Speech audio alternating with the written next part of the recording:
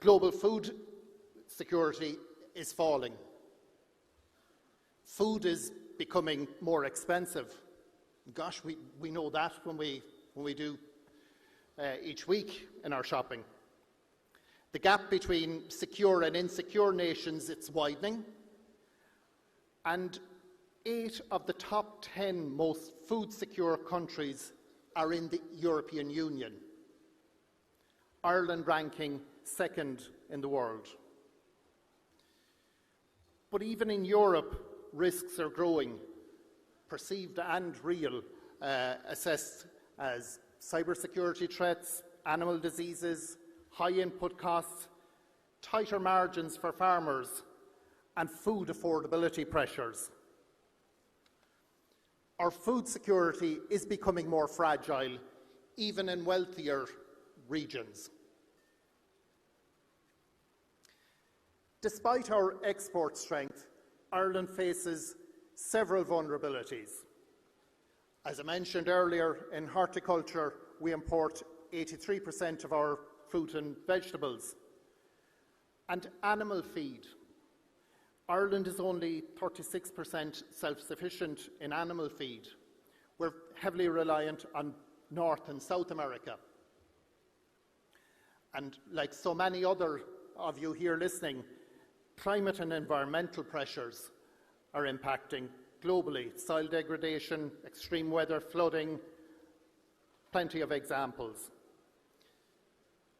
But also in Ireland, market pressures such as 90% of our retail market being controlled by 5 major retailers, and rising energy and labour costs squeezing growers.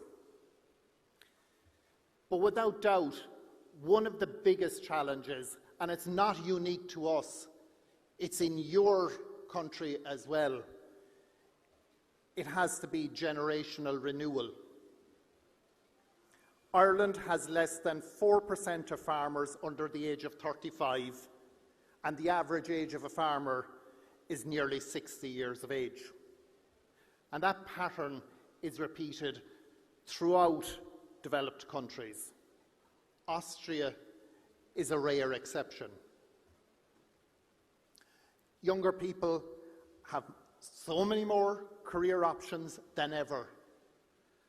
And why would they want to do the heavy physical work of traditional farming when they can have a predictable paycheck and a possibly 9-to-5 job?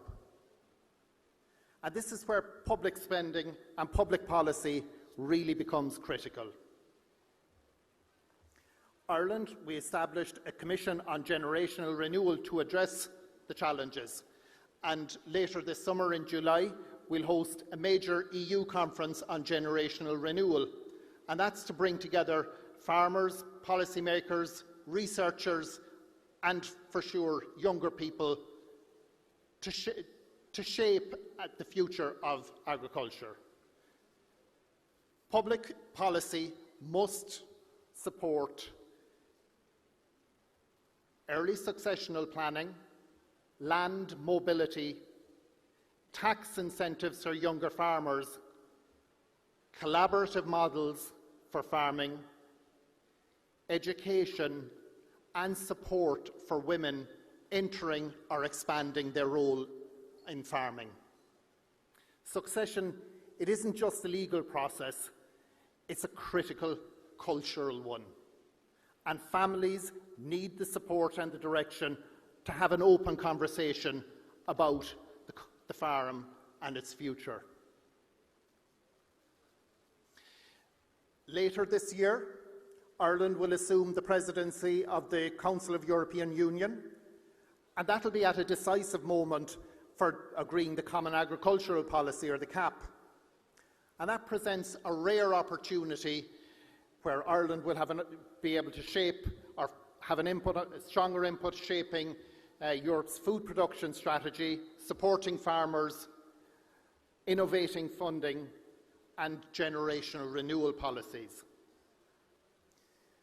The decisions made under that period of presidency will influence European agriculture over the next decade.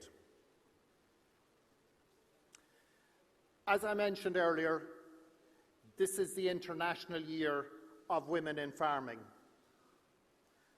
And it's hugely important to recognise the role women play in running their farms, managing the finance, care for livestock, sustaining rural communities, innovating in agri-tech, leading research and policy. And yet, despite that, the barriers that they face in land ownership, access to credit, and even in recognition. Public policy must ensure that women have an equal opportunity to lead the farms of the future. Later this week, we're going to see further on India's space programme and a reminder of humanity and the way it's looking forward beyond the Earth and pushing out the boundaries.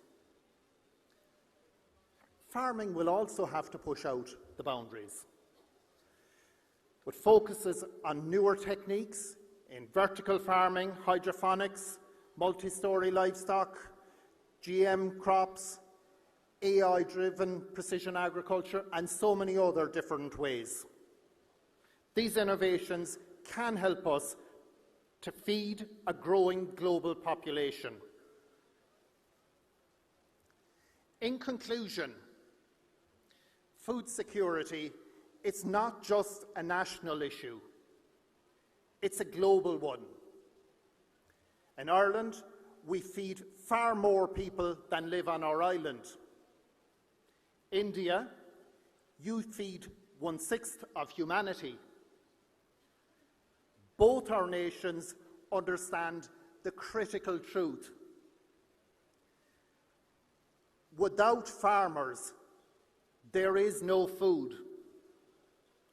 Without young farmers, there is no future. Public policy, it must support those who produce the food. It must encourage the next generation, and it must empower women in farming. Public policy must also strengthen resilience and embrace innovation, and do all these while protecting our planet. If we get this right, and we do need to, we'll not only feed our people, but we'll also nourish our societies, our economies, and our shared future. Gurv Mahagav.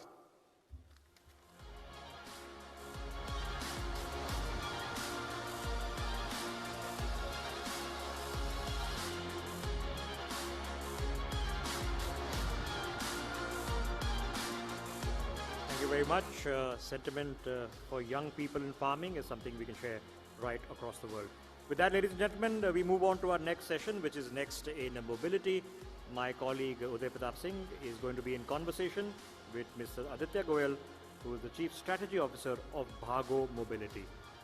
Aditya ji, if we can have you on stage, and Uday, if we can have you on stage as well, to kindly conduct this conversation.